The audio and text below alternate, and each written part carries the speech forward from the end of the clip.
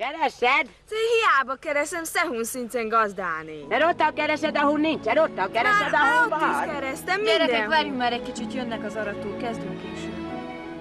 Jó.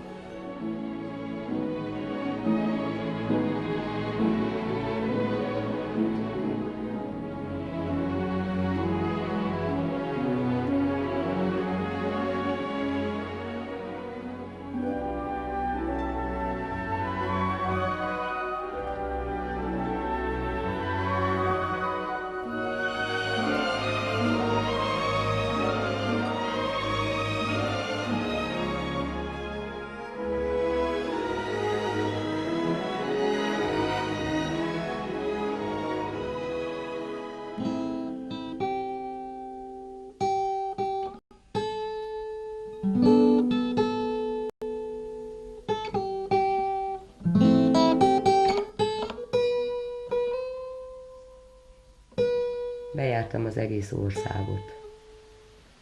Elsősorban a kicsi falvakat jártam.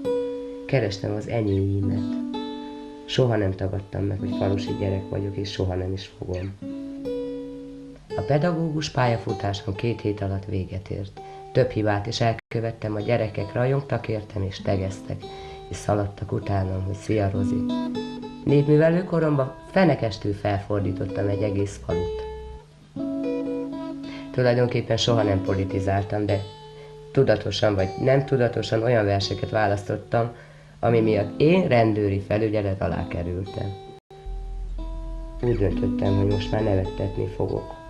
Én tudom, hogy ez lenézett műfaj, de azt is tudom, hogy ebben a beteg országban csak ez használ már.